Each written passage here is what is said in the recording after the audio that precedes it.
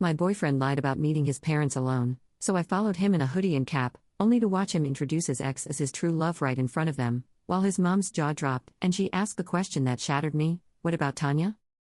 I'm writing this at 3 a.m. because sleep won't come anymore. Not since everything fell apart. Not since I became the villain in my own story. And before you judge me, know that I'm already doing that enough for all of us. My name is Tanya, and 6 months ago, I destroyed the best thing that ever happened to me because I thought I deserved better. Because I thought Marcus was playing me. Because I let paranoia and entitlement turn me into someone I don't recognize in the mirror anymore. It started when Marcus told me he needed to visit his parents alone that Sunday. We'd been together for 3 years, living together for 1. His parents lived 2 hours away, and I'd met them dozens of times. They called me their future daughter-in-law. His mom, Patricia, would text me recipes and funny memes. His dad taught me how to change my own oil. So when Marcus suddenly said he needed to go alone, something felt off. "Why can't I come?" I asked, trying to keep my voice casual while folding laundry. "It's just some family financial stuff," he said, not meeting my eyes. "Boring paperwork about my grandfather's estate. You'd be bored out of your mind." Red flag number 1, Marcus was a terrible liar. His left eye twitched when he wasn't being honest. It was twitching now. Red flag number 2, his phone had been facing down on tables lately. He'd take calls in the other room. His password had changed. Red flag number 3, his ex, Melissa, had moved back to town 2 months ago. I knew because she'd liked one of his Instagram posts, and yes, I stalked her profile for 3 hours afterward like a complete psycho. That Saturday night before his trip, I made my decision. Not the decision to follow him, though I did that too. No, I made the decision that if Marcus was cheating, I'd beat him at his own game. I'd already been texting with Ryan from my CrossFit gym. Harmless flirting, I told myself. Just backup options, I rationalized. Just proving I still had it. Ryan had been pursuing me for months. Bringing me protein shakes, offering to spot me, commenting fire emojis on my workout posts. I kept him at arm's length, but that Saturday night, I texted him back. Really texted him back. "Having a rough night. Could use some company." He responded in 30 seconds. "Be there in 20. While Marcus slept beside me, unaware that I'd made plans to follow him tomorrow, Ryan was on his way over. I told myself I wasn't going to do anything. Just talk. Just feel wanted. Just have someone remind me I was desirable since my boyfriend was obviously bored with me. I slipped out of bed and met Ryan in the parking lot of our apartment complex. We sat in his car.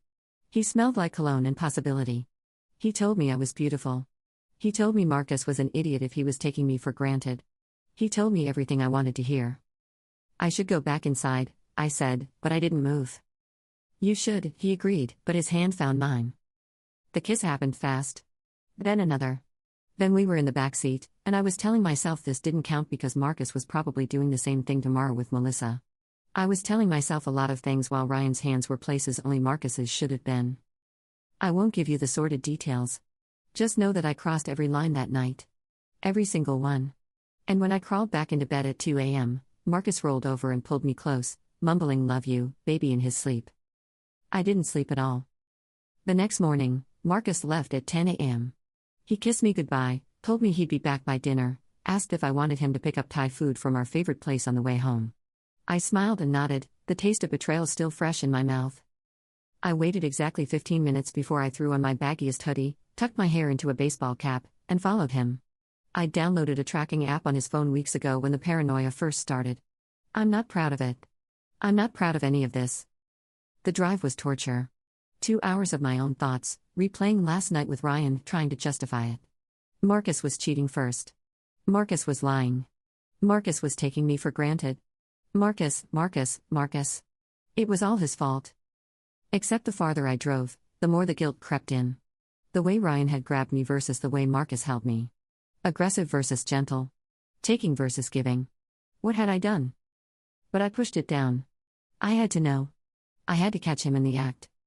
When I got to his parents' neighborhood, I parked 3 blocks away and walked. I knew their house well, knew the big oak tree in the front yard where I could hide and see through the living room window. I climbed that tree with Marcus once, acting like kids, laughing until our stomachs hurt. I wasn't laughing now. I crept around the side of the house, hood up, head down. The living room curtains were open. I could see everything perfectly. Marcus was there. So were his parents. And so was Melissa. My blood turned to ice. I was right. He'd brought his ex to meet his parents. He was replacing me. Everything I'd done last night was justified. I was about to storm in there and confront them all when I heard Marcus's voice through the open window.